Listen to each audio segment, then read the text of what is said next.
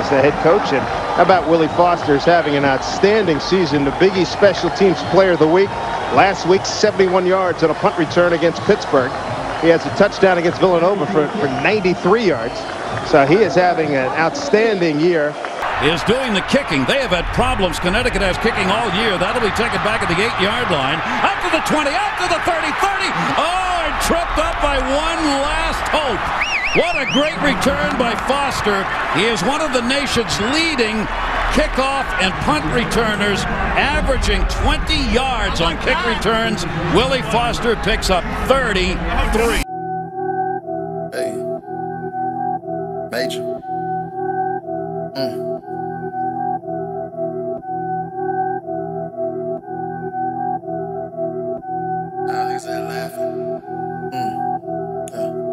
Say what you sharp as a tack. You can stay solo, I run with the pack. Got you in the booth, cat with them too. Frank got my back and I ride with a few. Dog off the leash on the loose. Running shit up, watch me pile up the proof. Invest in this shit, watch it run through the roof. Came with the gang, ain't a thing we can't do. Sharp as a tack. You can stay solo, I run with the pack. Got you in the booth, cat with them too. Frank got my back and I ride with a few. Dog off the leash on the loose. Running shit up, watch me pile up the proof. Invest in this shit, watch it run through the roof. Came with the gang, ain't a thing we can't do. I came in the game in a different space. I don't really want the chain, I want the real estate. Big dog shit and I ain't here to play. If I stay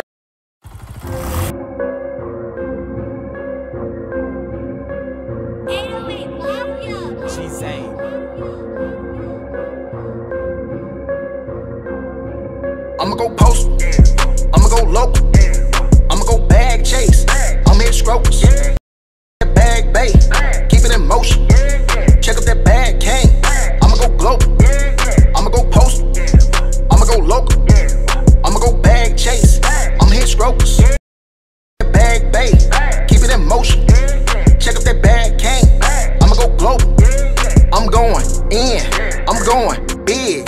I done caught me a little vibe and she coming to win. They blowing, they got that smoke up and they in the wind. She rolling, she wanna take a trip off in this Benz. Yeah, talking about back shots, yeah, send them slap shots, yeah. Girl, they got just what you them half knots. She rolling, she say, boy, speed it up like NASCAR. I'm rolling, I'm switching cars up like they Matchbox, yeah. Trying to stay focused, check my rollers.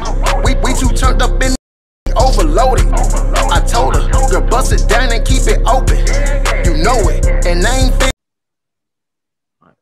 Boom! We in the gym. Welcome to EJ's Gym. A guide to elevate your mindset. Yo, I got another Scarlet Knight on the line. Miami Central Rocket on the line. I'll let him introduce himself. What's up, man? Willie Foster, former Central Rocket, former Rutgers Scarlet Knight, former NFL player, former CFL player. Yeah. Okay. Let's get it. Let's get it. Mr. Fast Willie Foster, man. What's good, man? Man, it's been a long time, man. Long time. You're right about that. Long time. All right, so let's talk about this high school stuff, man. Let's talk about Central first, man. And this is what I remember. I'm going to tell you everything I remember about Willie Foster. Willie Foster, big clown. Oh, my God. He used to play so much every day. Man, who was it? You and Regis. That was your boy. Regis, yeah. That was my boy. Oh, man. Yeah.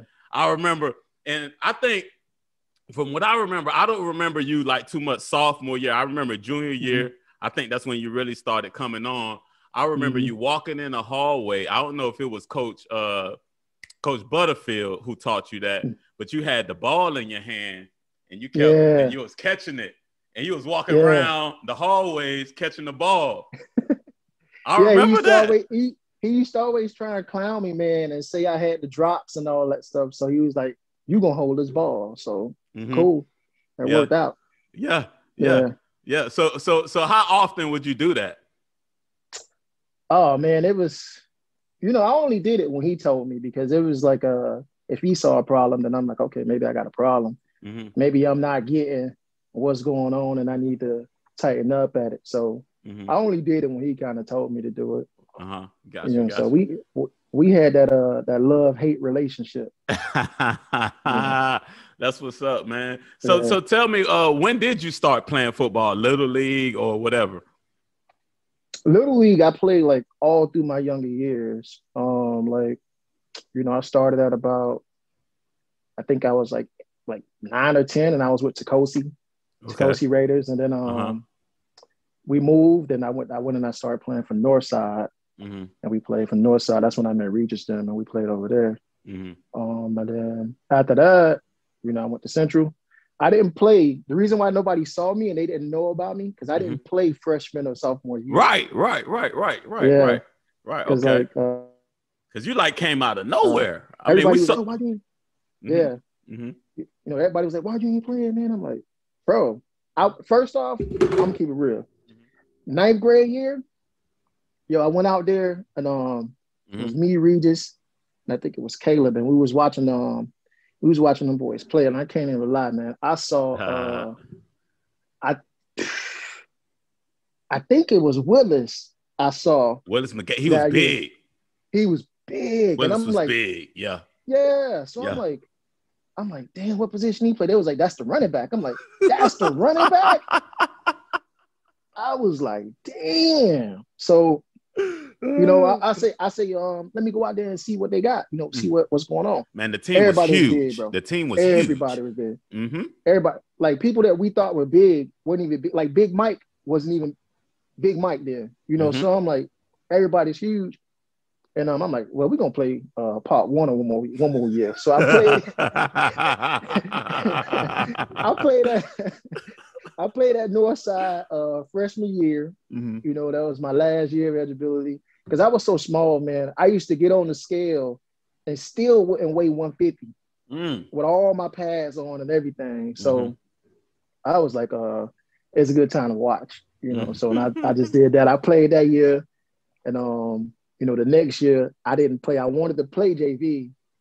My grades were just bad, and I had to watch Regis them play. And they were playing JV that year. So, and after that, I was just, just watching, watching from the side, So. Wow. Okay, yeah. And then so you came in junior year. I know we had Newt, and we had I think it was the Shin Holster brother. I don't know. Shin Holster. Yeah, he was there. Marcus. I think Marcus was there, but I think he was hurt that year, if I'm not mistaken. Nah, but he got hurt during he was kind of off and on, but he was scheduled he was gonna play. Right. So he was up to play and all of that stuff. So all right. So you I remember that, man. You come out there junior year. What you think about now? Truthfully, man, when I came out there junior year, and when I went through camp and all of that stuff, I had a hard time. Adjusting, truthfully, man. I was like, if you had to sit back and think about it, if you look at all the wide receivers that Central ever had, probably the top 5 best wide receivers, 2 of them was on my team that junior year. Right. You know what I'm saying? So I never really thought about, I wasn't trying to go in there. I want to play like that. I was keeping it real. I want to be a player. I don't want to just ride no bench. And, coming into it was tough, man. That's why when people was like, yo, I see him carrying the ball around the thing, because coach was hard on me. And it was kind of hard for me to pick up, I guess I want to say the speed of the game and figure out how everything was going. And then you got 2 people that are already up here. Actually, all of them was Shin Holster was good too. CJ was good too. Yeah. So all of those guys was really good. And then you got, you talking about Nuke. That boy was on another, he was on another level. And then you talking about Marcus. Marcus was raw talent, full size, everything. So you can imagine how that was if he would have stayed healthy. I got lucky. That's kind of how I saw it. And especially from that junior year, I remember one thing that I took away from that I realized what I had to do that made me a better player. You know what I'm saying? And a lot of people, matter of fact, the guy that I got it from don't even know that this is where I got my game from. So that camp, everybody was out there. You know, I remember how hot that was out there. It was crazy. Yeah. The person that it was that I started watching was De La. You remember De La? Yeah. Antonio Brown. Yeah. Uh-huh. So really? It was Okay. So this is how I changed the approach to football, because everything Butterfield was teaching, like showing at the time, Butterfield and Mitch, it wasn't clicking to me. Oh, okay. Every time I'm trying to do it, you know, I'm watching Nuke do it. Nuke's fluent. I'm watching Marcus do it. They got the body and the position to do it. You remember, I was small. So all of the stuff that they could do, I physically couldn't do it. I couldn't physically, you know, take position and do stuff like that and block somebody out. They just gonna push me out the way. So I had to figure out different ways. And man, there's one day, man, I was getting ready we was all leaving practice, and De La was out there on the other side of the field running routes. Really? I think he was doing one-on-ones with somebody. I think he was getting ready for, I guess, going back up the road to college or whatnot. And I saw him doing routes, right? And before I walked in the thing, I just stopped. And I'm like, damn, who's this guy, man? Like I'm like, he's short like me, but he's fast. Yeah. And I'm trying to figure out like what he's doing. So nobody knew this, but like during camp, I used to, like, after everybody leave, I used to sneak upstairs in the field house and take some of their old game tapes, like the old VHS tapes. Wow. From like it was like 3 or 4 years ago. So all of the game tape that they wasn't using, they just kept. Yeah. And when I got home, I used to take like one and bring it back the next day. So nobody knew. Yeah. And what I was doing was I was watching De La. Wow. Right? So that's dope. What ended up happening, what ended up happening was, like, every time we'll go out and practice or whatnot, and I'm doing my routes, I wouldn't even listen to Coach Butterfield. Like, anything he'd be saying, like, hey, I need you to do this, I started doing what was working for me, because I learned something real quick and real fast that helped me and made me a better player. I understood leverage. I understood because I saw De La do it so many times. He didn't have to fight for position when he already got the leverage on you. Yeah. You know, so I understood that if I'm fast enough, let me get my leverage, and then I'm gonna beat you. So I knew if you was 2 yards in front of me or 3 yards in front of me, you backpedaling, you about to have a problem. Right. You know, so, and I started to understand that, and I didn't need to use my body to do that. After a while, if you notice, if we did one-on-ones, well, you probably never seen it because you was over there with the lineman. Yeah. But when we did one-on-ones, nobody wants to jam me. Nobody wants to come up because now you know you develop that fear. So like once I realized that and I started doing that in practice, you know, Butterfield started, you know, they still had, you know, Marcus, everybody was still up there. Yeah. They still had that, but then I was like, you know, I can't practice like them. I can't play like them. You know, I gotta play the way that I'm gonna be the best. And this character, like that little lesson, just watching him do his routes out there on the field, made me go get the game film, made me go back and figure out how can I be better, not better than him, because like Nuke was all world. You got to get that to him. He probably the #1 receiver in Central history. Right. And then you got Mark. If Mark never got injured, one of the best like, too. Yeah. Yeah. So, you know, and I think I'm like, if I can't do what they could do physically, I gotta, you know, use what I could do and be the best at it. So I ended up doing that, and it paid off big time, man. Big time. Wow, man, that's dope, man. So, hey, that really so you went up there to find film on old film of an old legend. Wow. So I'm gonna tell you how this happened. At first, when I went up there, I went up there because I was gonna quit, and I was gonna change. Because, but like I'm telling you, the way that I was getting rolled, I'm like, man, can I change I was gonna ask to change my position and see if I could play like running back or something because I'm smaller, or put me somewhere else. Yeah.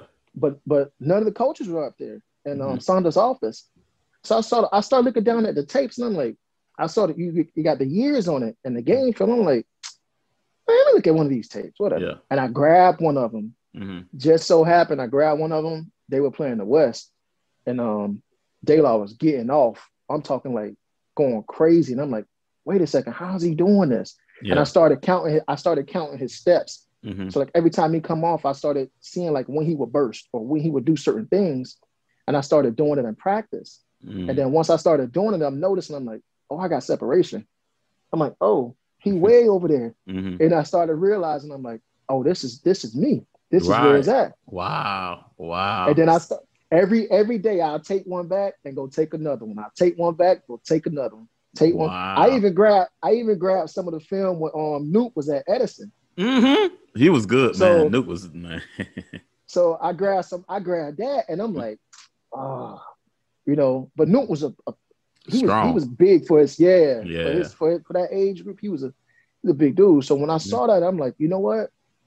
I'm gonna change this, man. So when I went out there and started practicing, Mitch would be like, Will, why you ran the route like that? I'm like, because I'm open.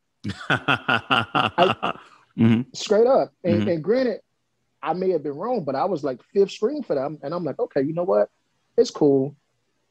I know for a fact if I get in the game and they throw me the ball, I'm gonna be a problem. Yeah. Exactly. Because I already knew, and I'm like, I know what I'm saying is right. Because I'm seeing somebody doing it, and then the coaches that are coaching me aren't on that same level of what this person was doing. Right. So when I saw that, I was like, I'll make the best decision for me. And just so if I get in, I get in and they throw it to me, I'm gonna be a problem. Right.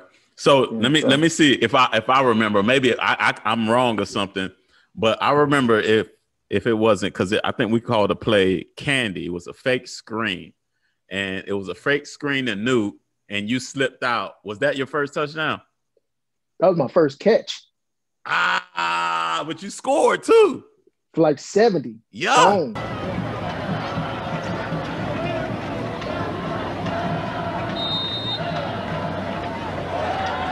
Timeout.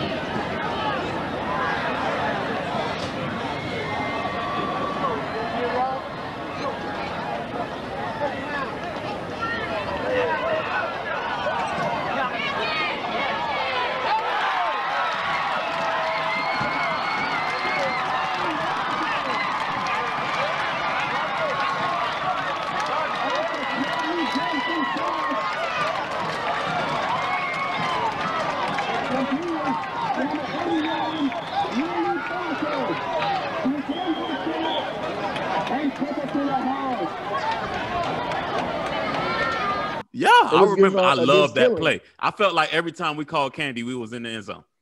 You know what's crazy? So we got in the huddle, man, and Courtney's like, bro, just run. I was like, you don't want me to fake the block? Because like he was getting mad. Like he was already upset because I think we was like tied up or whatever. The game was close. Right. He was like, bro, just run. I throw it to you. Yeah. I was like, damn, but I'm supposed to. He's like, I don't care, just run. And I'm looking, I'm like, damn, he might throw this for real. And I ended up, I said, you know what, fuck, I'm gonna trust him. Because if I did the wrong thing, imagine they threw the screen, my guy was just gonna kill Nuke. Yeah. Because he'd have been right there. Yeah. So I did my thing, got my approach, I saw the steps, and when I looked back, man, I said, oh, this motherfucker threw the ball. He threw it. Boom, touchdown. In there. So what was going through your head then? You know what I said? Because I didn't want to I didn't want to go at like Butterfield or Coach Mitch. Honestly, truthfully, it was Coach Mitch. Butterfield was like, all right, let him play. But it was Coach Mitch. I don't think me and Mitch really got along like that. Because at the end of the day, like, let's keep it real. It's supposed to be Marcus and Nuke. Right. True. Like, that's supposed to be what it really would have been, because if Marcus wouldn't have got hurt, because I think he went down the first game. That's what happened. Right. I think he got hurt. Killian. That Killian game, he hurt his hamstring. It was Killian. Think about it. He got hurt. Mitch saw me on the bench, went past me. He said, "Oh, put Shinholster in." I think something happened to Shinholster. He went past me, put CJ in, and I was still sitting on the bench. And then Coach Saunders got mad at him and said, "God damn it, put Red in the game." They put me in. He put me in, right? And then after that, I scored, and I'm sitting there. I'm like, I went back to I came back, and Mitch was like, "Good play, man, good play." And I was like, whatever. Yeah. It wasn't like I wasn't mad. It was just like, I wish that if like our coaches back in the days, man, because they were college athletes too, so they know their game, and they know like what they're doing is right. But the only thing is that what I realized, and I'm glad I took time and I understood it, that every setup and every situation that they do for certain players doesn't work for every player. True. Like each player has his own unique talent, his own unique thing that he's good at. Marcus had physical size and he was fast. Yep.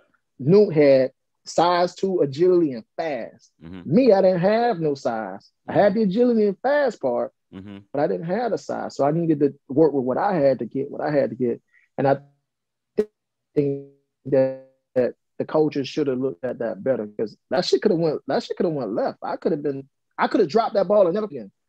Right. Think about it like that. I could have dropped that ball and never had another shot again. Ever. So wow. But me learning and understanding, like, man, EJ, if you knew how often I used to just be in my room with that tape and just practicing on when am I going to release?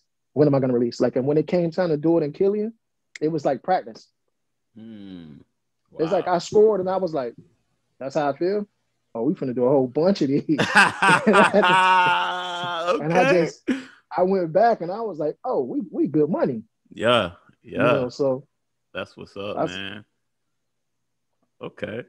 So, all right. So that year you got to play alongside Newt. Junior year was cool. Offense was cool. But I think Heidelberg, our senior year, had the pulse of the offense, because I felt like we were just really clicking in. How you feel about that year? You want to know the differences between those coaches? Yeah. Like Coach Phil and Heidelberg, they listened to what the receiver said. They listened to what Courtney said. Yeah. Because he understood that Courtney, like, yo, I know what the play we're calling, but I'm seeing this. I see what we want, but I'm seeing this. And then what happens is they put they didn't just force it on you. Nothing against, Mitch and Coach Butterfield. It just they had something in their mind, and that's what they wanted. From Heidelberg being a receiver, he understood that there's different things that happen. I think he was quarterback too. He did something else, but he understood. He understood that things can be a little bit easier and a little bit better. Like, hey, this is the way I can get this out. This is the way I can do it, and it just made sense. It made sense because they called plays that they knew were gonna work. And it just all clicked. It wasn't an issue. Man, it just felt so easy that year, man. I just knew personally, I used to like running the tunnel screens with both you and Mark and Newt. Oh, man, Newt all day. Because I knew if all I had to do was make a block. It didn't even have to be a big block. You know what I'm saying? Because y'all was so fast, man, that all we had to do was just get in the way. And y'all boys did the rest. That's true. Because that's how Heidelberg set it up. It wasn't like that junior year. It wasn't that easy because the way that he had everything flowing, right? It was tough. Like think about it. Junior year, 60% of the time, people know that ball was going to Newt. Right. So what's going? And Newt just an amazing player. Like he's just gonna get and do what he do with it. But they knew where the ball was going. Right. Senior year, you got a problem. You got Marcus over there. I'm over here. Yeah. You got Ant in the back. You got Courtney can run. Yeah. There's a big problem going on right now. Yeah. So it's like you don't know where it's coming at. So that's what I liked about senior year. Senior year was so much more, diverse with everything. You didn't really have to depend on one person to be great. Everybody was good.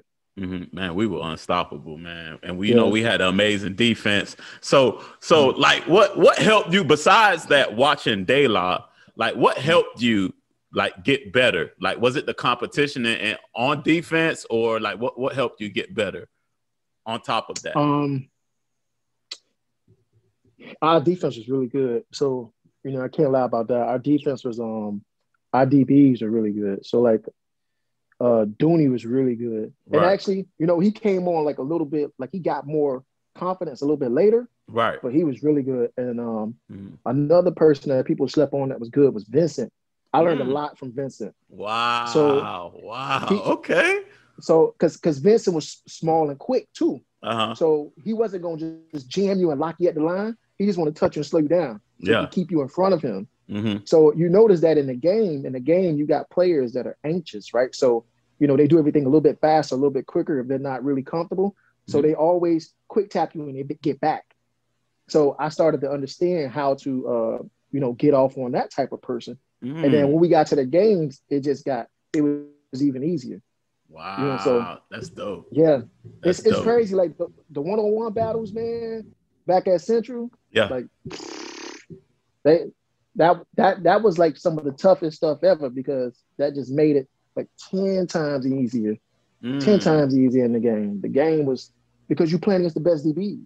Wow, that's funny, dude. Yesterday, I just got off the line with Vince. So I have to do Vince. I got to edit Vince one, and I got to do yours next. That's funny. I just got off the line with Vince, man. That's funny. He was talking about you too, man. It's crazy, man. And I tell, like, the kids that I coach and like the teams that I've coached on, it's practice that's going to make you better. Like, because even me, I was undersized. Like, I know you're a receiver. You had the ball in your hands. I was a lineman. You know, at my size, guys don't make it to the league.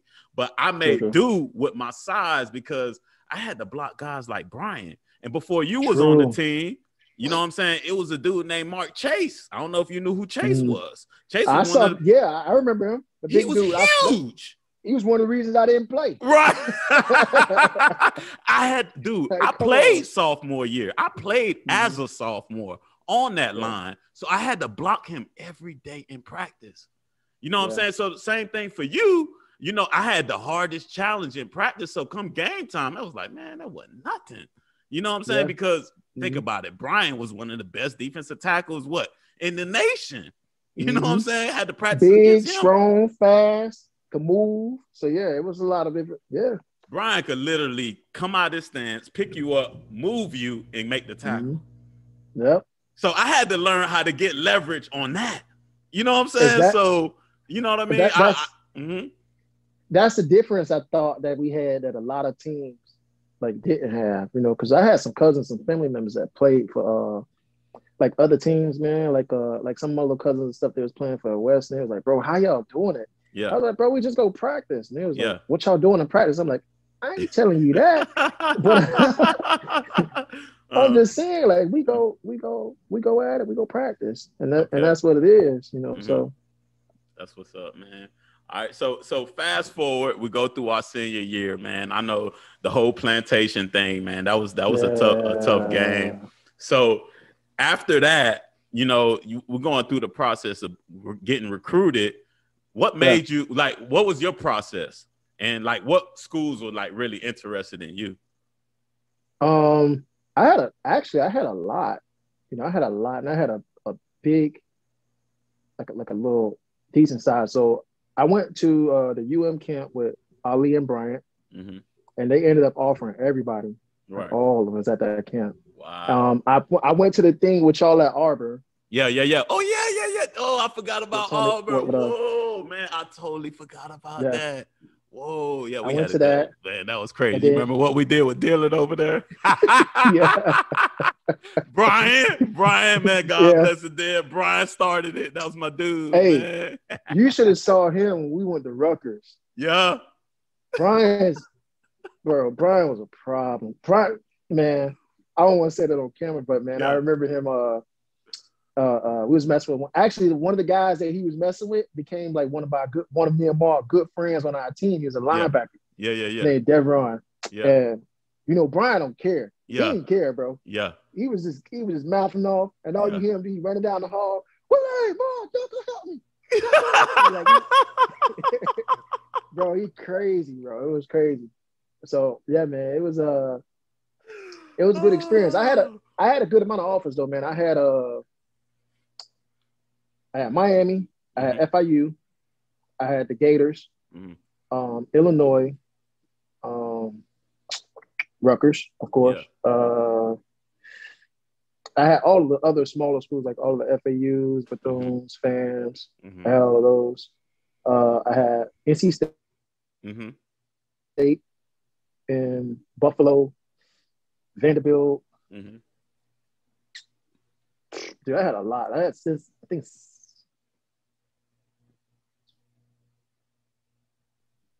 was it? Yeah, Cincinnati, different teams. And I had I wanted to go to Florida first because they was passing the ball. Ron Zip ended up getting He got fired and he went to Illinois, and they took it away. I remember Ron Zook used to come to our practice. He was sitting on the sideline. Exactly. He came to my house. Right. With my mom. So I was gonna go there, and he wanted me to go to Illinois. I was like, nah, I don't know about Illinois. Mm-hmm. I wanted to go to Miami. My mom was like, no. Because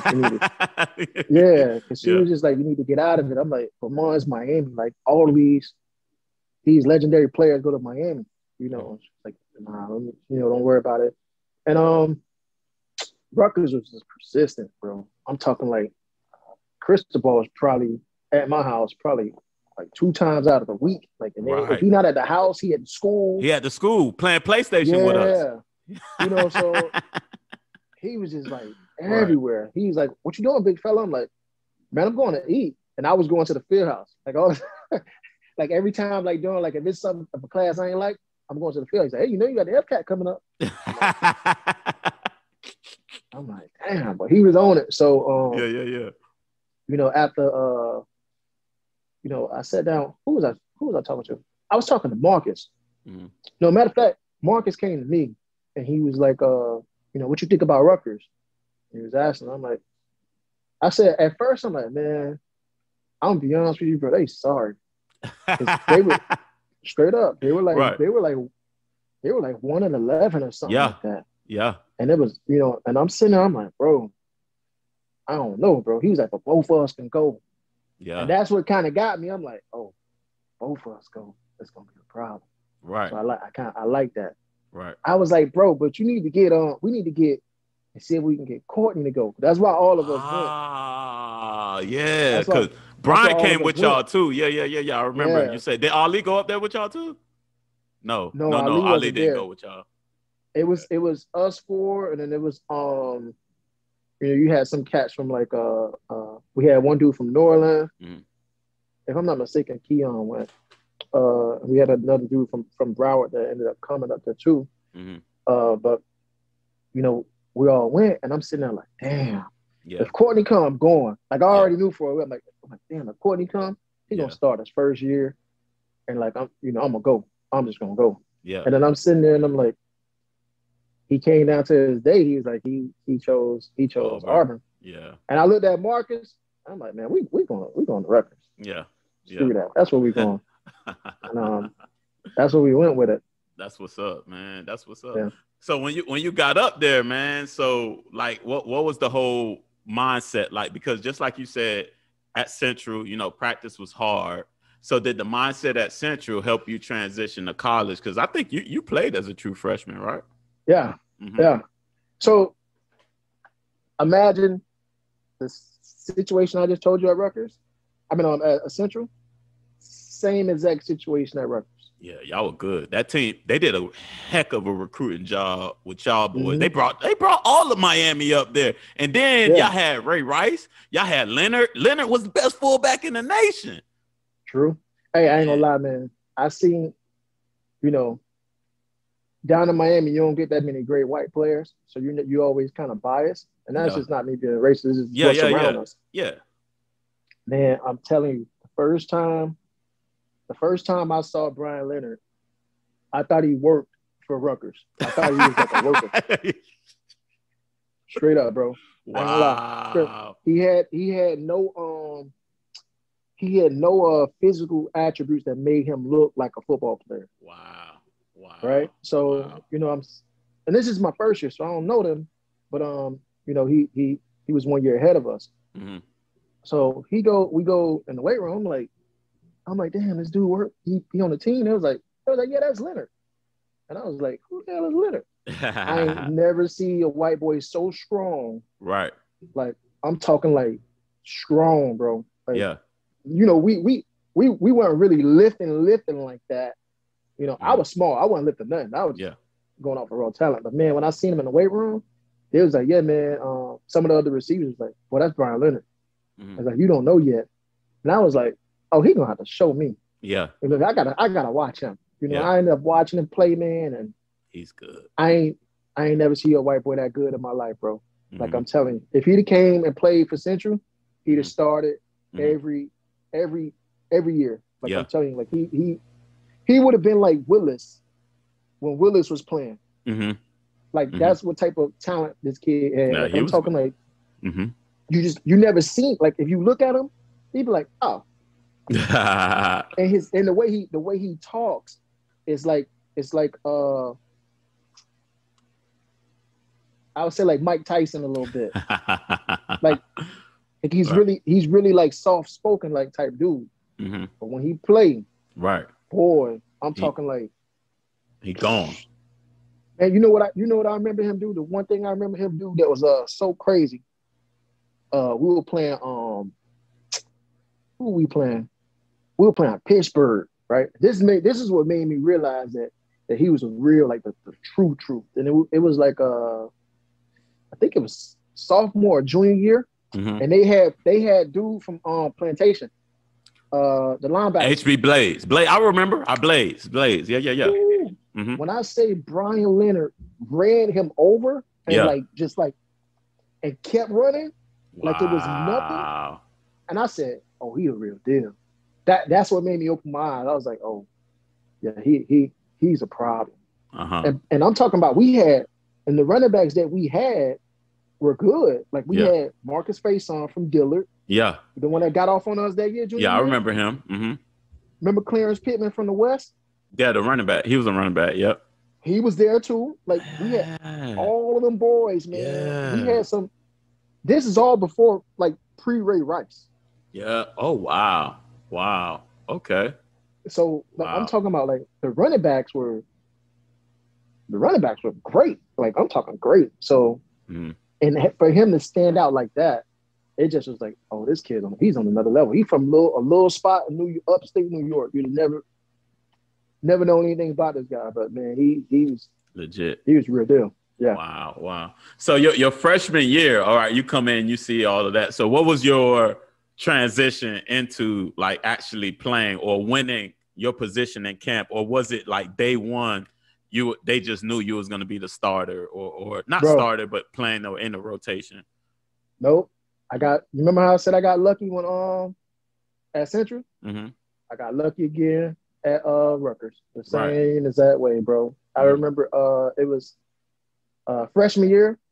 I played the first game and they had me on kickoff, so I never did kickoff return. Right, you didn't do that in high school. Yeah, exactly.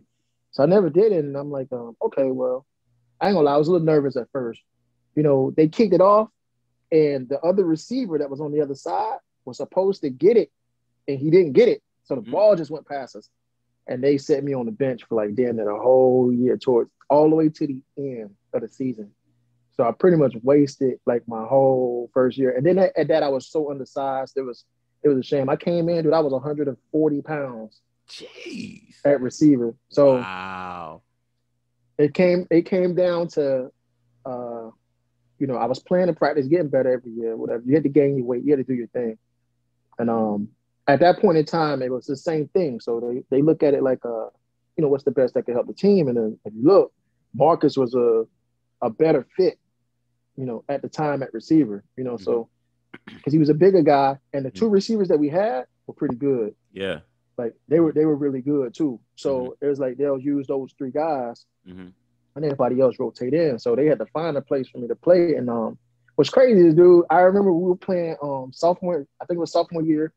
Fitzgerald was playing for Pittsburgh that year, and I'm talking like I was like the fourth string punt returner because I was because I never did it, so it was cool. It was like, whatever, I don't know what I'm doing.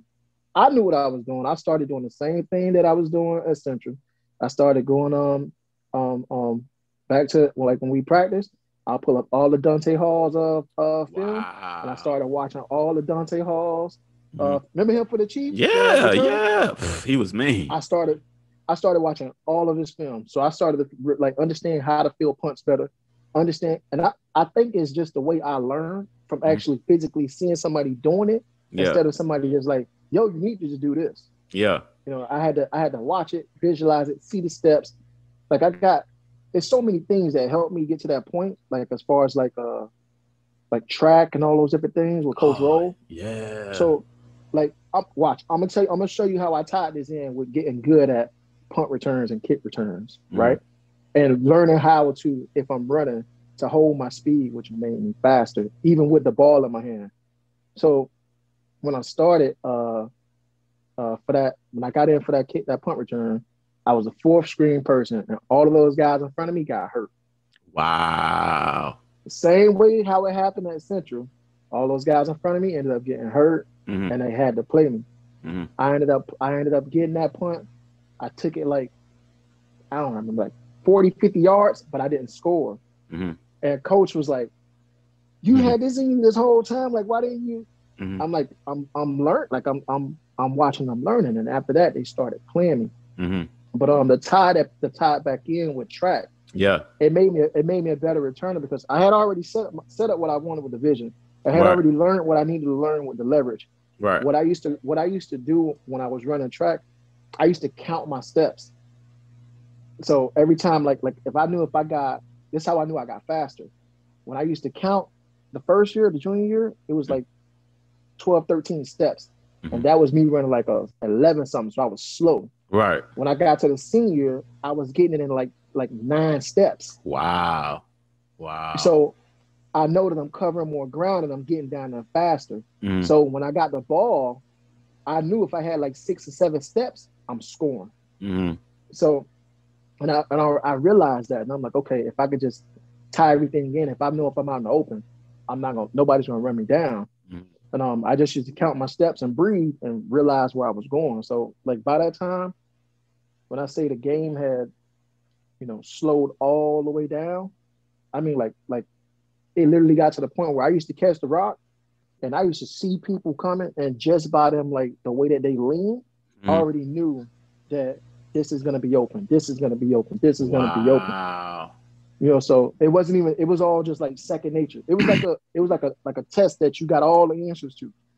Like you didn't hear anything, but as soon as I caught it, it's like, boom, boom, boom. This guy's coming down the field like this. You could see his body language like this. So you already know that if you do one thing, won't get you up the field, you're going. Yeah. Exactly. Wow. Like I got, like, bro, when I tell you, I took the studying part to the next level that made me realize like what could make the game easier. I got to the point where I could see the names on the back of the jerseys on our team, and I could see their body language to know which way that they're gonna block before I even go that way. That's funny, man, because I'm always on the opposite end, but just like you in college, because I was an undersized lineman, they put me back. I was the up guy before the kick returner leading through.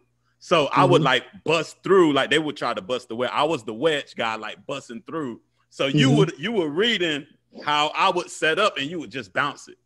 Yep. That's dope. Like I saw, I'll see it like whichever way that person leaned. Yeah. And like I used to see it even from like the way that the kickoff team will come down.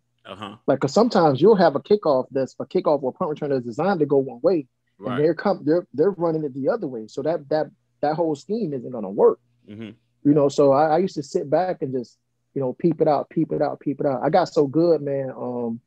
The special teams coach used to just, like, every time we'll finish the meeting, he'll stop me. As a matter of fact, he was a special team coach for the Dolphins, coach Darren Rizzi, and now he's the special team coach for the Saints. And so every time he's like, "Hey, Will, come here, just explain to me why you did this." And I was like, "Damn, coach, I do something wrong." He said, "No." He said, "I just didn't think of it." So what made you think of how you did this? Like, how did you come up in your mind like this is the way to go? And I started showing him. I said, "Coach, check this out." I said, I let him play the film. I said, "Now stop it like right when I get the ball." And he's like, "Okay, why am I stopping it right there?" I said, "You see the wedge?" I said, "Yeah." I said, "Now look at the guy that's on the right side of the wedge. What is he looking at?" And he was like, "How the fuck do you see that during the game?" I'm like, I said, this is how slow it's going. So this is what I'm seeing. Right. He said, so what do you do when you see that? I said, my job is to get as close to him that I can. Wow. And he was like, wow. Yeah. So he was like, why would you? He was like, "Why would you do that?" I said, "Because once he hits him, it's gone. Coming right off the end." Exactly. Wow, dude, I see it. I get it. Yeah. Because our dude, Turk, in college, he ran back probably like 7 kicks. Like I said, he was that dude. And just like you said, whenever I made my block, whenever we had a good one, I felt him run past me. Yeah. Man, wow. You see it. Like wow, you understand it. Like, okay. And once you start breaking it down, it gets easier and easier and easier. And the next thing you know, nobody want to kick to you. Wow. Hey, that's dope, man. But it's a split second, though, because everything happens so fast. Yeah, but once you start getting used to, like I said, it's like used to the speed of the game, man. It's not even that. It's you studying the game. It's not even the speed of the game because the game is still fast. Everybody still move fast because if you get hit, you may get hurt.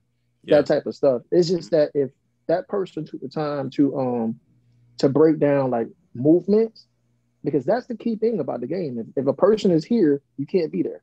Wow. If somebody's here, you have to adjust and you got to figure out how to do that on the fly. So just for me watching De La do one-on-ones, bro, made me realize when I saw him do that one, he was just out there practicing, getting ready to go back up the road.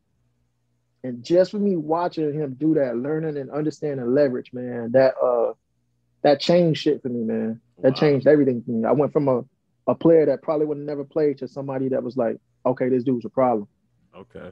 We're gonna have to do something with him, So and every year I got better and I got better and I got better. Wow. So that's dope. So okay, with you in college, so what is your I want to say your favorite game or favorite moment, practice or whatever the case may be while you were at Rutgers? I ain't gonna lie, man. Rutgers it was a lot of big moments there, man. I can tell you this, one of the best things I ever did there, and I didn't even know that it was gonna happen to me, is when I won Big East Special Team Player of the Year. Okay. So when I won that, and I wasn't even thinking about like accolades or nothing like that.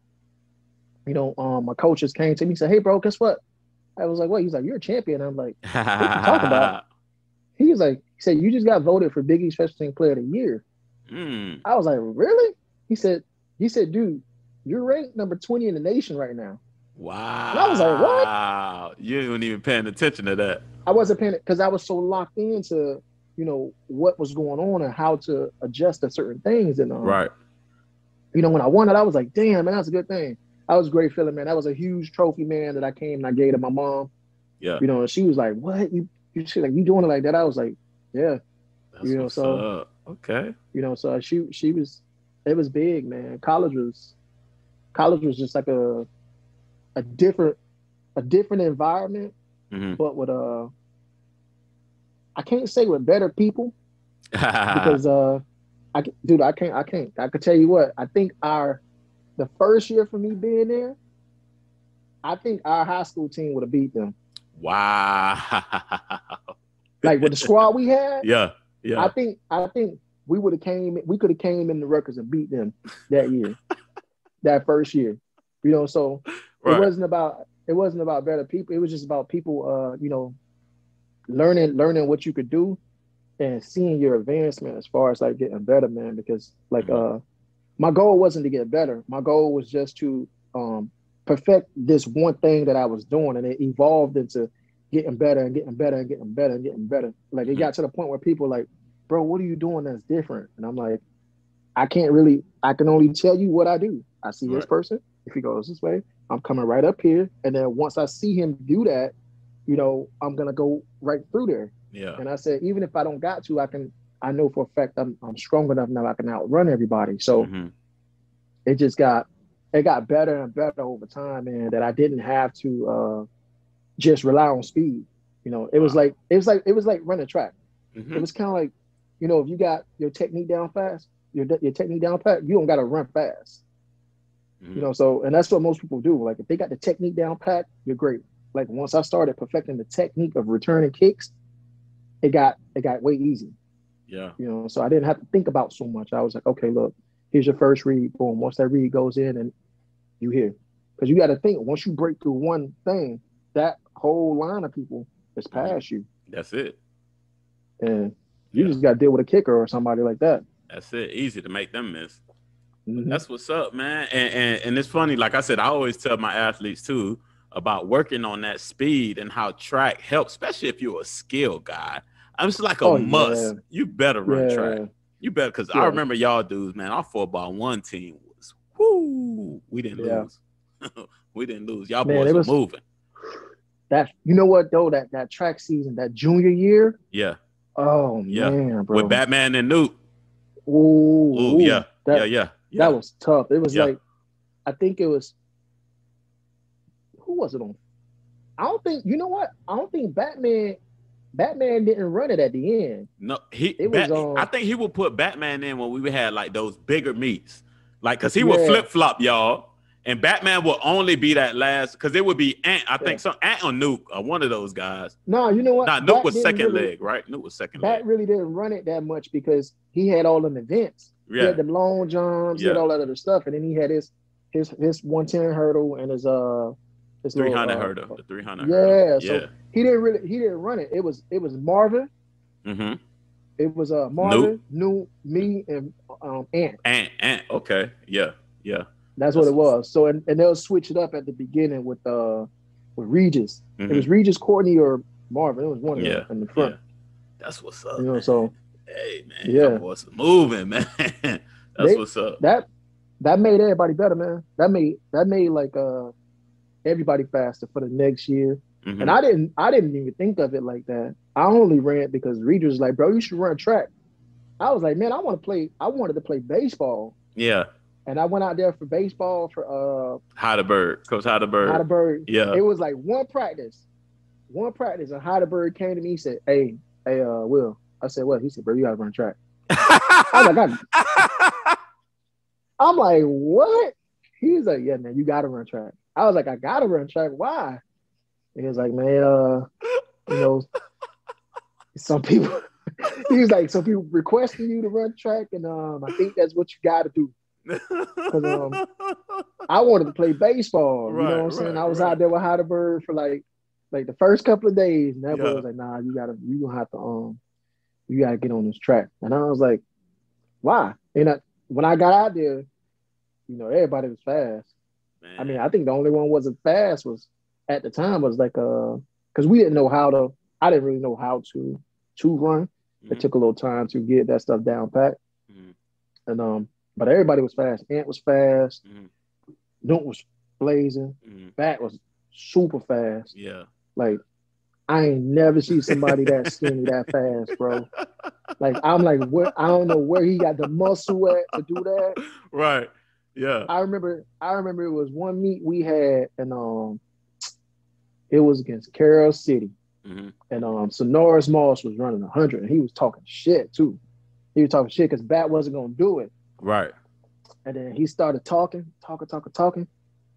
And I don't know how Bat talked Coach Rowland to let him. He said, "Hey, I'm doing 100." Coach Rowe was like, "Why?" He said, "I just need to do something real quick. I'm going to run 100." And I think I don't know who it was that he took their spot. I think it was Ant or somebody. Mm-hmm. And when I say he left them boys, it was a lot of them. I don't know if Nuke was in that one too. Yeah. There was a lot of them boys in there. And I'm talking about Bat beating them boys by like 2-3 meters. Yeah. So I'm like, ooh. Yeah. I want none of those problems. Hey, Bat was the real deal. I was like, ooh. Hey, you should see his daughter. He got a daughter right now. She doing her thing, man. And the son. Man, like I think his daughter just ran with some of the Olympic, I think Allison Felix or somebody like that. She was running with them. You know? Wow. Yeah. I think somebody told me she might be one of the top runners in the nation as far as in her age.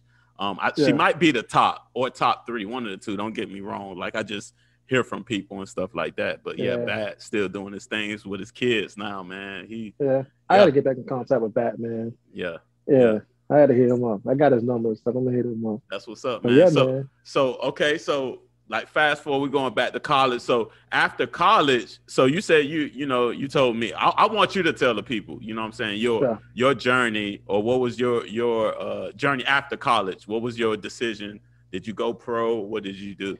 So after college, I ended up going pro, and I went undrafted, of course, and I ended up being getting a free agent deal at the Redskins. It's my first year, right? And when I say culture shock, like, you think you good and you think you fast. Yeah. There's a difference. There's a major difference. So I ended up going there. Santana Moss was there. Sean Taylor was there. Yeah. Oh my bro. Was Daylight there too? Because he was. No, Daylight was gone. He had left like I think he left. He left like when Santana got traded over there. Okay. So when Santana got traded over, I know Santana was there. Clinton Portis was there. And that was the last year that Sean Taylor was there. Wow. And like when I say, bro, like I don't understand. Like he was a freak of nature too. Like he was one of them guys that, that he didn't really lift a lot, right? But he did everything. Like coach would be like, "Hey Sean, where you going?" He's like, "Oh, I'm going on kickoff." He's like, "Nah, you don't got to play that." He said, "Nah, I want to." Yeah. So like he was like one of them guys that was a really good experience, man. I learned a lot from a lot of them guys, and especially from Santana. So Santana was like he was just like one of them guys that you couldn't do nothing with. You couldn't jam him. You couldn't do.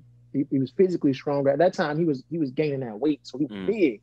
And I'm talking like, man, I could have swore I saw him like break somebody's forearm when he came off the line. I was like, oh wow, bro, jeez. It's serious, man. When I saw that's why I was like, it was a whole different culture shock. It's a whole different thing. Yeah. Like I saw London Fletcher, and he was old. Yeah. Run down Clinton Portis. I was like, oh, there's a difference. This is the difference. Yeah, because London was up there when y'all boys was playing, though. Yeah, he was old. Like, and I'm talking like, this is the difference. I'm like, whoa. Wow. So I played there. I played there. It wasn't that long. I didn't make it past camp. Once I got out of camp, they released me, and I ended up getting a deal with Kansas City.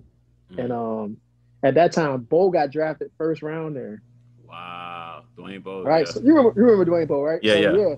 So I get there and I said, Bo? He was like, Willie? I was like, yeah, man. He was like, damn, man. And he was telling the coach, he was like, bro, this is the fastest dude I've ever seen in my life. Bo didn't run track. Did Bo run track? He did, but he did. He just was he was he was a slow guy. Yeah, bigger guy, slower. But he ran though.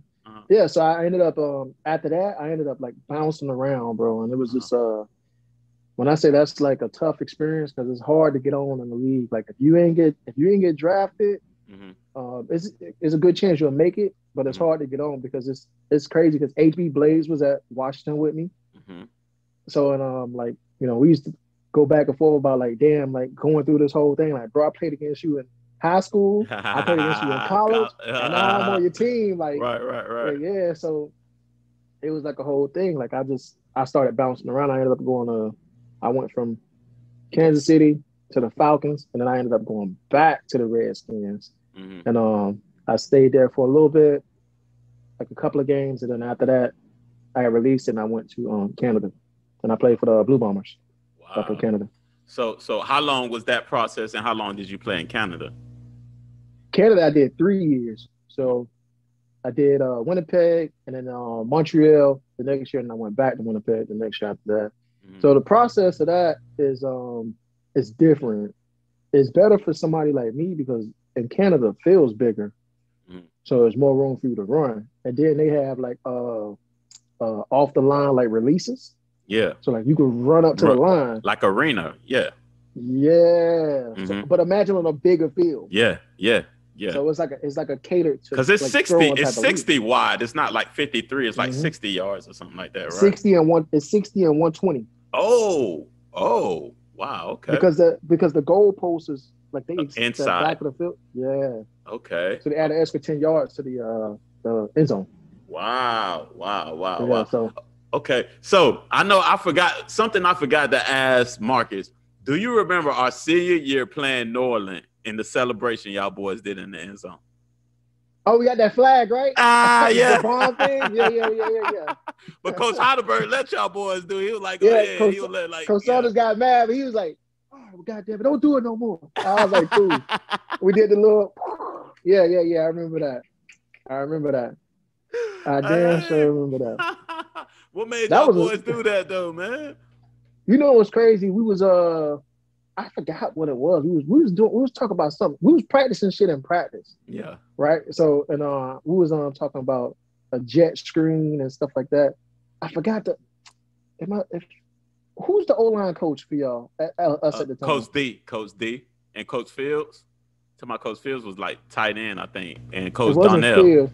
Coach Donnell, right? Yeah. So Coach Donnell bet me. Really? Because we was practicing the jet screen. Yeah. And he was like, man, that was one of my favorite plays, man. I'm telling you, man. Mm-hmm. He was like, you won't score off this jet screen. I said, watch. When we go in the New Orleans game, I'm gonna score off the jet screen. It's gonna be one play. And I said that's gonna be it. Because I think Marcus had did that bomb on something. Mm-hmm. We took it to the crib and we did the bomb thing. And it was towards the end of the game and they was taking all of us out. Yeah. And he was talking about, hey, remember that jet screen? I was like, put me in. I'm gonna score right now. If you throw it to me, I'm gonna score. Yeah. And I'll be damned. He threw it to me. I scored on a jet screen that game. Yeah. And I was sitting there, I'm like, God damn, we really blew them boys out. And they came back and won state that year. They won state, man. If we didn't lose those games, man, look, people know. But I mean, we should have took care of Plantation, man. But it didn't work out, man. I don't get it because we was up at half, and I still to this day don't know what happened. You know what I mean? Dude, that we never played somebody that did a triple option. True. They held the ball. That's what happened to me. Yeah, that's so what I remember. It's like now. we didn't know where we didn't. If now, granted, if we had Bryant in that game, yep, because he would have blew the center up every time. Yeah, and they wouldn't have had no choice but to reveal what the ball was, and that would have been good for Ali, Chevin, Brutus was there, so it would have been perfect. Mm-hmm. But that's when it started getting away from us because I was sitting there, I'm watching. I'm like, damn, how the hell we lose that game? You know, it's crazy. One of their running backs played for us. Rutgers. Yeah, that's crazy, man. Yeah, man. We had a great team, man. We didn't finish it all, but Central, they doing their thing now. Them boys done ran, I don't know how many state championships off, man, and they are doing their thing. They got some young kids over there, man. Some of them look like us. I don't know if you watch them boys play, man, but they are doing. I follow a good amount of them, man, and you know what's crazy is I don't know if you know because he was younger than us. There's a kid named Tim Brown who went to the West. Yeah, his son plays for Central, and his nephew Yul Brown. That's his nephew. He plays for Central. He's good. And I'm like, I said, boy, I'm glad them boys ain't go to the West. Man, them boys are nice, man. I'm like, they got a good squad going on. Man, I'm not gonna lie, man. I saw because I did an interview with Coach Jude, and I was, looking back at one of the highlights, man. Dude remind me of Newt. He remind me just like Newt, like everything, like a spitting image of dude, man. It's crazy. Cause like me, playing with y'all, I never saw what y'all did because I was blocking. I would hear the crowd and I would see it on film. You know what I'm saying? So I never really got the experience like everybody else until I watched it. When I watched, I was like, damn, y'all doing that? You know what I'm saying? Because I'm out there blocking, so it's always cool going back to watch y'all boys, because I was in the game. So I just remember hearing the crowd or seeing the 84, you know what I'm saying? Or seeing the 2 or seeing the 1, y'all running in the end zone, you know what I'm saying? So, that's always cool, man. It was crazy, man.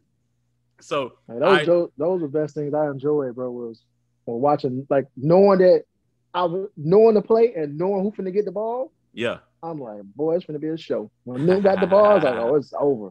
Yeah. It's over. So what did you learn from guys like Newt, guys like Batman, or even Marcus, or the guys on defense, Ali, Chevin? Like, what'd you learn from like any of those guys? All of those guys were persistent, and they never let somebody tell them, they never let anybody tell them what they couldn't do. Mm-hmm. You know what I'm saying? And I noticed that, like somebody would say to Chevin, nah, man, you can't be in there. You're too small. Mm-hmm. Chevin going in with everybody. It don't even matter. Right. So same thing with Ali, and everything that I noticed from those guys, everything that they did fed off of each other. Mm-hmm. So and then I learned that like it's like if you watching somebody like Newt play, you have no choice but to get better. because if you could master just a percentage of the things that he's doing, right, you know, you're gonna be good. And if you right. can figure out how to be physical like Marcus, you're gonna be good. So it's like all of these guys had different things that that made the team better, that made you better. You know, like I said, with our defense, man, you know, when you practice against people like that every day, everything else was like so easy, man. So easy because everybody was so physical and they didn't care about if you were good because you came across the middle, Ali was going to hit you. You know, like it didn't matter. Like Chevin or Ali or Butis, one of those guys was going to hit you. So it's like they didn't care that you was a standout player on your team, and they weren't trying to watch out for you if you were going to get hurt. If Newton came across the middle, that was going to hit.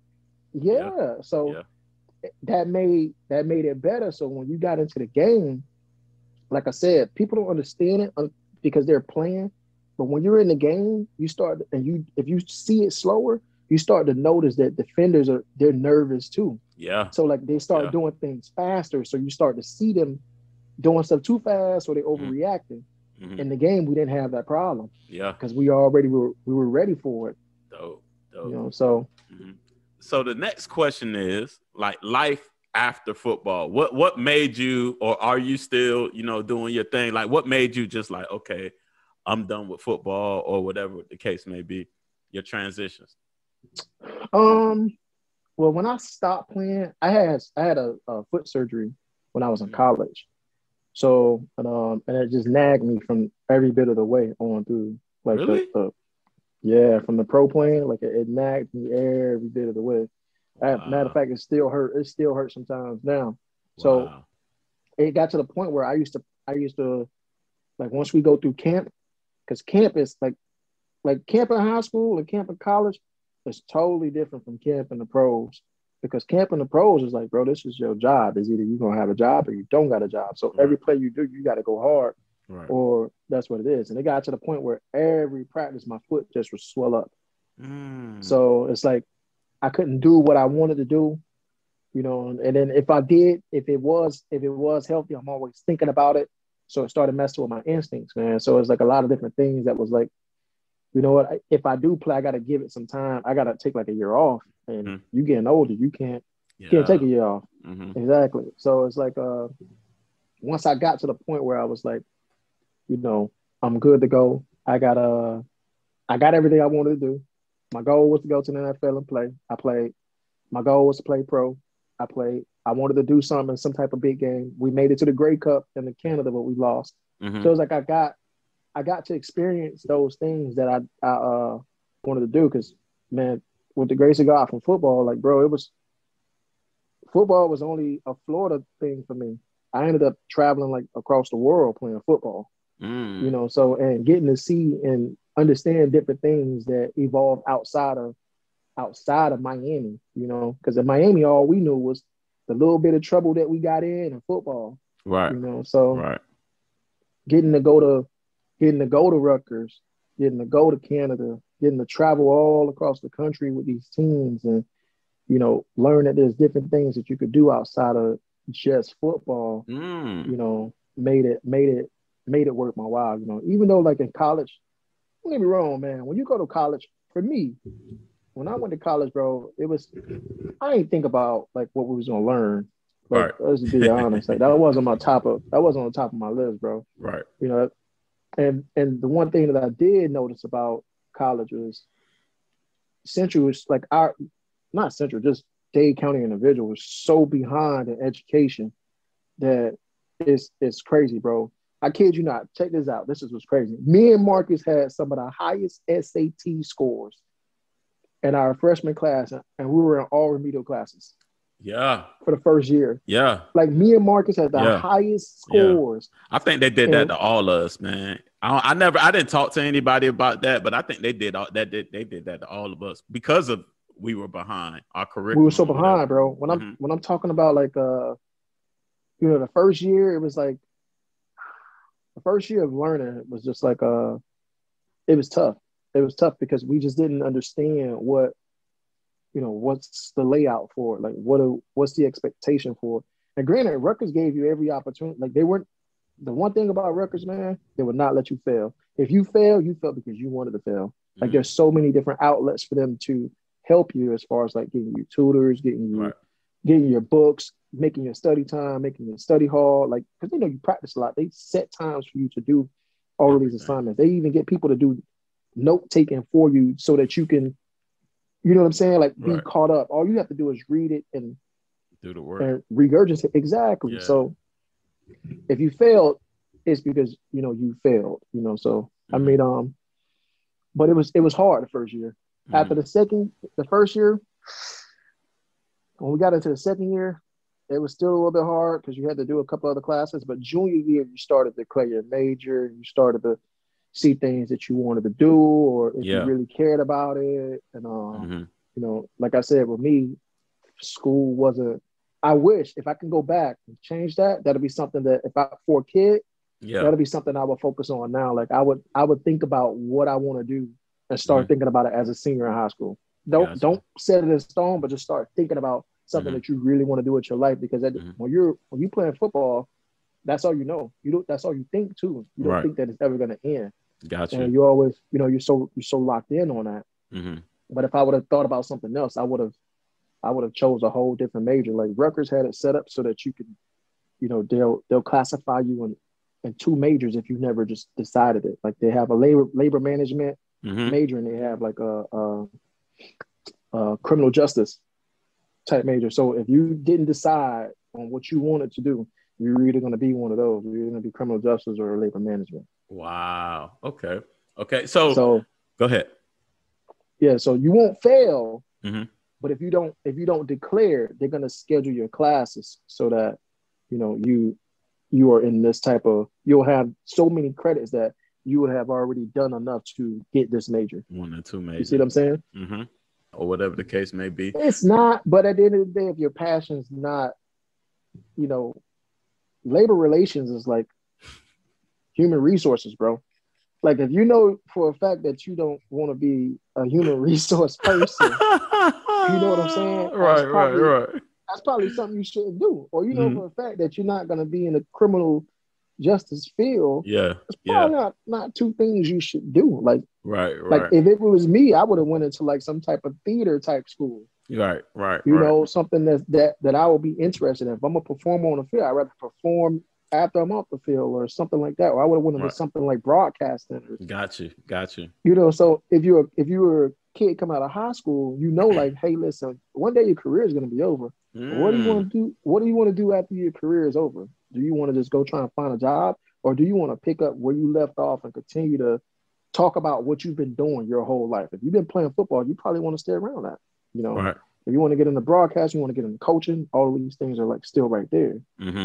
That's what's up, man. So okay. So what was it like? What did you get into after football? What was your transition? What was the next thing that you got into after football? Or a few things? With labor relations, bro. Damn, this is the third time I got lucky again. That's what's crazy. I came back from Canada, and I was trying to get a job, and I didn't want to come directly back to Miami because I just figured I was gonna get in trouble. I was gonna do something that probably would have got me locked up or something, because I was trying to get a job and make sure my money was straight. And one of the boosters ended up hitting me up, and he got me a purchasing manager spot at his engineering firm. So he told me, he was like, hey, listen, this is what I'm gonna do for you. He said, I know you don't know the job, I know you don't know the role, but I know who you are. Right. And I want to take care of you. So he said, what I'm gonna do is, this is gonna set you up in the working world that you'll be a manager everywhere you go. Wow. And I was like, what you mean? He was like, I'm gonna give you the title of purchasing manager. So when you leave here, if you want to go play football, you play football. Now you got management, you got manager experience under you. Wow. You can go back and tie back in. So when I left from there, I ended up going to Aaron's, and I went to Sears, and then I went to Best Buy. So and all of those places are managers. And all these places I didn't have to start from the bottom. Got you. So that kind of helped me out. That's what's up. So okay. So you mentioned something about performing and stuff like that. So you doing music too, or what's going on with that? Yeah, so I'm doing music. putting out tapes and doing everything that I can to keep pushing. But yeah, that's what I wanted to do, man. And I got onto that with Marcus now when he was when we was in college. So yeah, like right now it's actually doing pretty well. I'm actually at the point where I don't have to work. And I can just work on music. Okay. So what's your artist name? I'll put a little blurb up there where people can find you. You can tell us about your music and all that. Yeah. You just Will Major, that's my artist name. Check it out at IG. I am Will Major. Twitter is Real Will Major. So yeah, you can pull that up and you'll see all the latest stuff I got. Like the last tape I released is called Out of Character. So and that's doing pretty well as well. So yeah. That's what's up. So what's inspiring you to make music? Well, where does your inspiration come from to make music? Entertaining, bro. That's the whole thing with me. For real. Like it's like you have so much fun entertaining, and it's fun. It's something you want to do. You're not going to a job where you have to punch a clock or do something that you don't really want to do, and you're just sitting there doing it and wasting your life. So it's something that you want to do something that you want to put yourself on, and then when you do music, man, you can set a lot of stuff up for your family. Like right now, I own a record label, so and the record label is called Soul Live Records. So that's something that can be passed on to my kids. That's dope. Okay, congrats, man. So, congratulations, man. Thank you. Thank you. I'm trying to be like you, man. I'm trying to build my EJ's Gym. We doing this little podcast, man. I'm trying to be like you, baby. Talk to me after this, man. I'll show you how to get that set up and make it a business and all of this stuff you're doing. Oh, it's a business. It's a business already. It's a business. Oh, okay. I got everything set up. I'm put you on my website there. I'm gonna blog about y'all boys. I'm gonna break it down because I wanted to do just like a rocket page on my website and blog about like everything that you guys did and everything that you guys doing and put your links there, just like you have music. And they can go right to there and go to your music and whatever everybody, Dino doing this acting thing and whoever's doing what, so they can find y'all stuff. Because I want to support y'all with what I'm doing. You know what I'm saying? Yeah, true.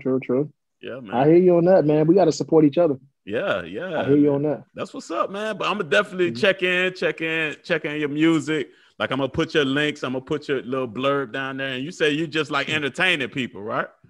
Yeah, man. Entertainment, man. It's something that I'm accustomed to. It's something I'm interested in, So, and that's what I want to be at with it. Do something that you're passionate about and what you care about. Because just working for somebody, even if you're making a hell of a lot of money, it just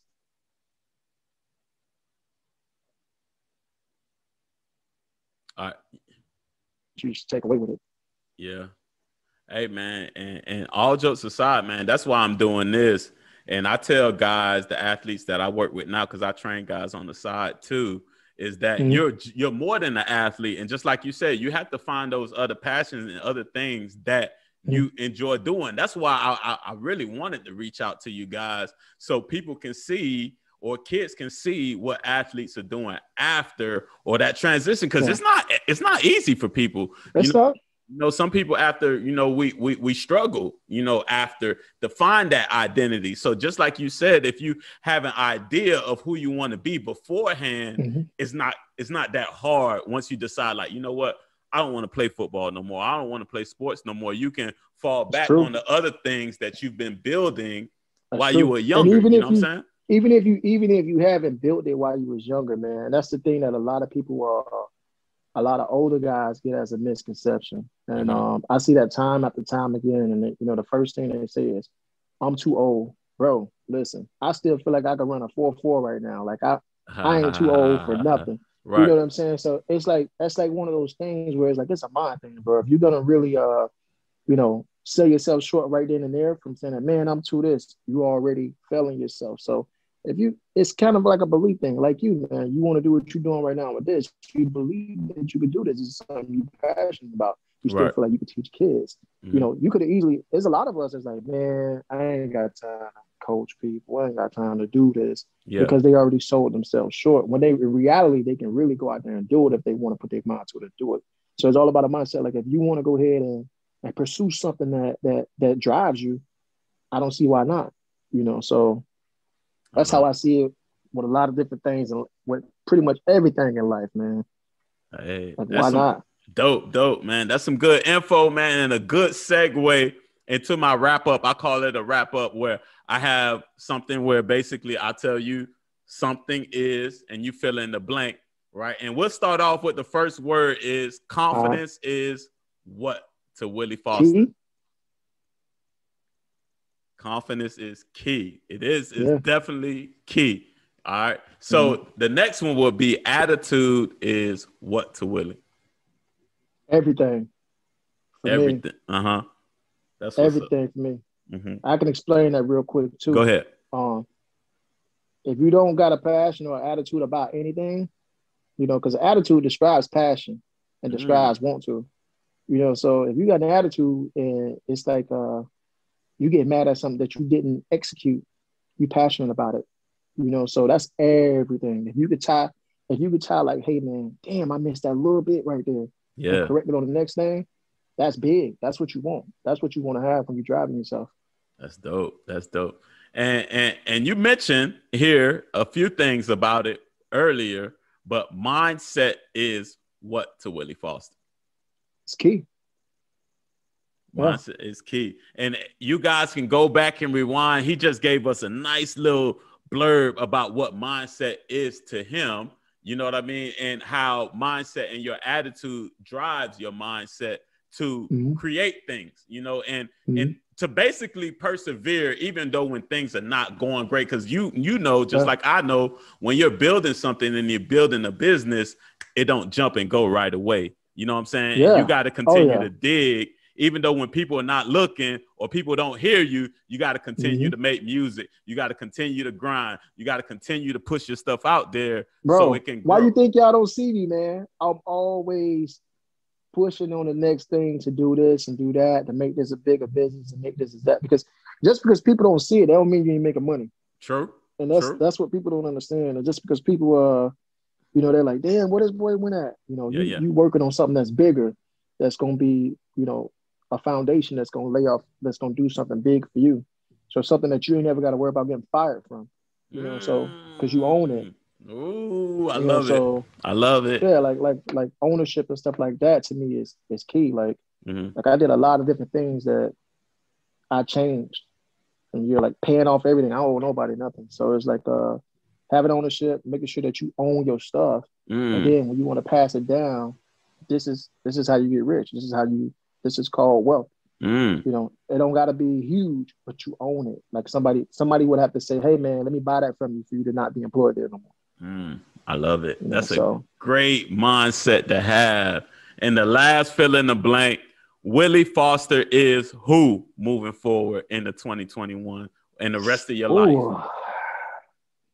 Oh, the best version of me, man. That's the best way I can say it.